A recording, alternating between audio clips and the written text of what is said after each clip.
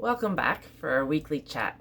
Today's topic, we have lots of topics that we'll be talking about, but I'm doing a series on grief. So I'll be talking about grief.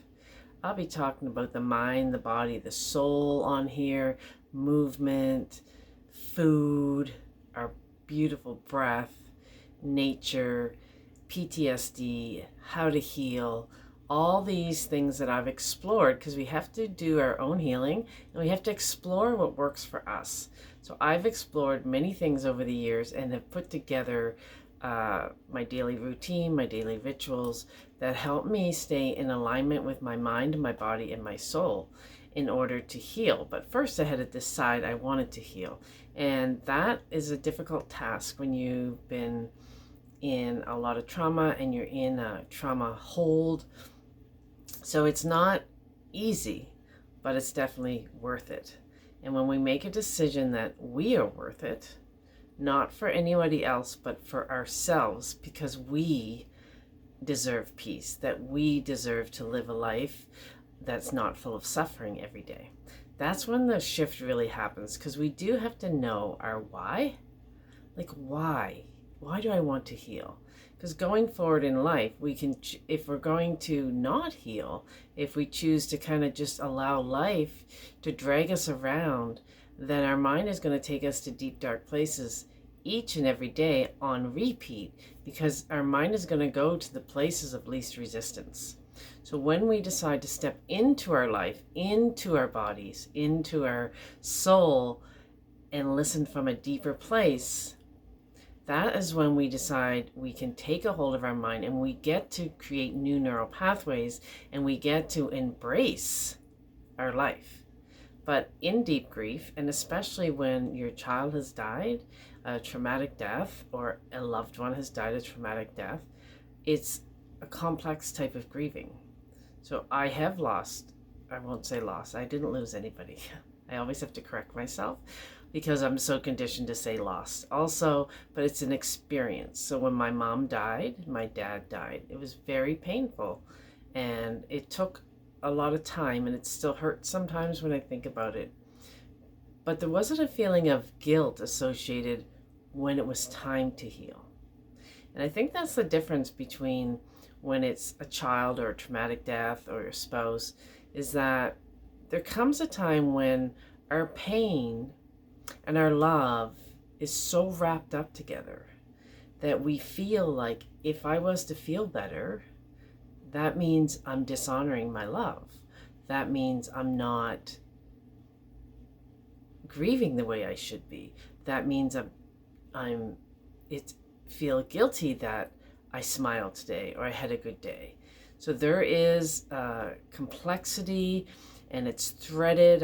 It's like a ball of yarn.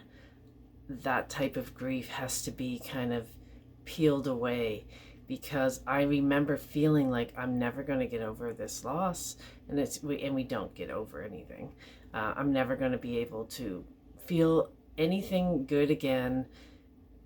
And if you do catch yourself laughing in the beginning at something, it's like, oh my gosh, what am I doing laughing? I'm a bereaved mom. I'm a grieving mom. And we go back to that density, that dark cloud, that spiral of guilt, of maybe I should have done something more, maybe this, maybe that, why did this happen to me? I'm a good person, I didn't deserve that, why is my life not working out the way I planned? So the mind will just take us on these places.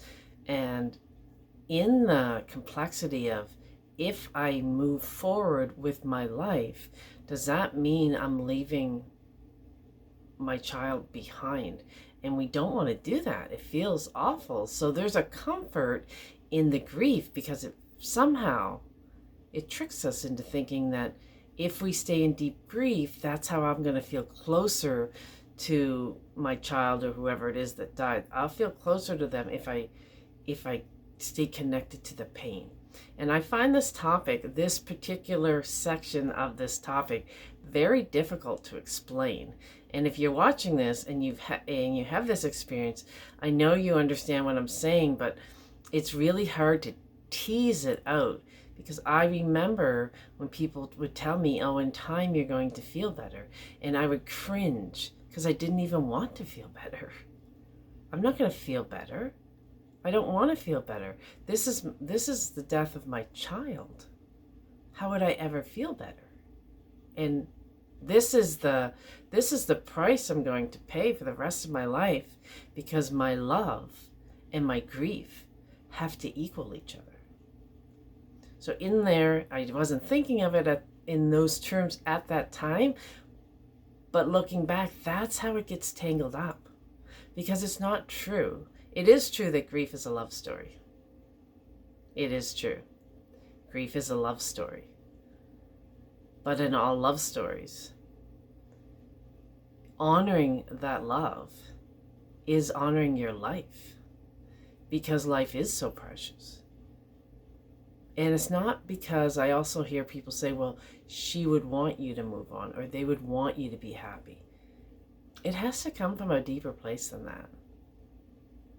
Because you have to fight for your life, because you deserve happiness, and you know you deserve happiness.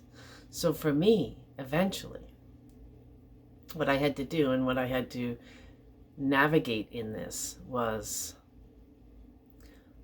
my growth and my healing had to be so massive.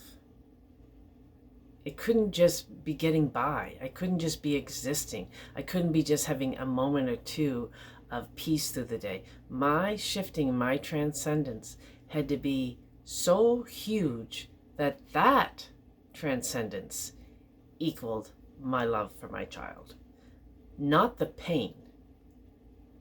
I had to transcend and know that because she died, because she's no longer here, she propelled me to this next level of my spiritual growth, emotional growth, my physical healing. And I still work with things, of course. It's a process. If I went back to the job I once had, I would probably last 2 days, maybe, because I'm not that person anymore. So I stopped comparing myself to what I was and what I was able to, what I could do, and I started looking at, well, what can I do from this place? What can I do today? And not compare to what I used to be able to do. Because I used to be able to do a lot more in the societal terms of being productive, but that's not what I was seeking any longer. So we do have to work with our mind, our body, and our soul, because they're not separate. If you work with just your mind, you're going to go from your mind to your mind and go into a loop. But teasing out this notion that if I moved in any significant way, that it would be dishonoring the love I feel for my child or whoever your loved one is, that is a lie that we tell ourselves. And our emotions are so caught up in that lie that we go to turn and we hit a wall. We go to turn and we can't move out of our web of pain because of the stories that we have around our pain. So once I started seeing that not only did I not leave my love of her behind, she comes with me every step of the way. Because I've uncluttered some of these dark clouds and these dark thoughts, I can feel her essence and her presence closer to me because I decluttered some of that stuff. And it wasn't true that I was leaving her behind if I healed. Because every day when I'm honoring myself, and she is the reason I'm here today, when I honor myself, I'm honoring my love that I have for her. And that I know that the day she was born, the same way she propelled me when she was born, because she was my first child, she propelled me to go back to school. I had been a high school dropout many years before that. I didn't have Rtea till I was 29. But I've always wanted, we have these spiritual nudges, and I'm going to talk about that maybe next week. I always wanted to go to school and get an education, and because of my own trauma in my teenage years, I didn't do those things. And in the back of my mind, it kind of kept me in a loop of feeling like a failure. But when Matea was born, she propelled me. Like, I needed to do more. I needed to show up in bigger ways. So she was the reason I went to school, and I got an undergrad degree in psychology and then a master's degree in counseling. She was my driving force to get me there. So she was the fire under me. And when she died, of course, the darkness and the, like, how could this happen to me? And just, it was horrific. And my body seized up. And there's so many things that kind of went along with that, because trauma lives in our body. It lives in our nervous system. And once we tune inside of our body, we start to see, oh, there it is. But that takes time and patience and compassion and love for ourselves first. But she also propelled me to do the work I do now, to help others feel their own inner guidance system, to help others find their way in their own pain stories and their grief. We all have this life, and we all have these challenges, and they're unique to our life path. But this is our life, and of course we can get through it because it's built for us to take it, to learn what we need to learn, and to grow. So in that, in the growth, she was my driving force. Again, she's the one that propelled me into places that I never knew I would ever reach. Even I couldn't even dream that I'd be sitting here and being able to talk and express myself in these about deep, deep, painful things. So that's what I want to share with you today, that it's not true that moving forward in healing is leaving your loved one behind somewhere or moving on without them. And it's a process, but we have to fight for our life because we are worth it, and you are worth living a life the best of your ability, with the pain, with the love, with all of it, and embracing the ups and the downs, and not resisting one while trying to numb out or trying to avoid something. It's just not going to work in the long run. So if we want pain and suffering, and we feel comfortable in our pain and suffering, it might take us a little longer to come out of it. But if you're sick and tired of the pain and suffering, and you're sick and tired of waking up and feeling the same thing every day, I just want to assure you that there is a way out. And it starts with your why. Why do you want to heal? And your deep knowing that you deserve to have a life worth living, not just existing. So thanks for tuning in. If you want to hit the subscribe button, you will get these videos each week. And thank you. I'll see you next week. And I don't know the topic yet, but I'm sure I'll come up with it through the week. Okay, thanks.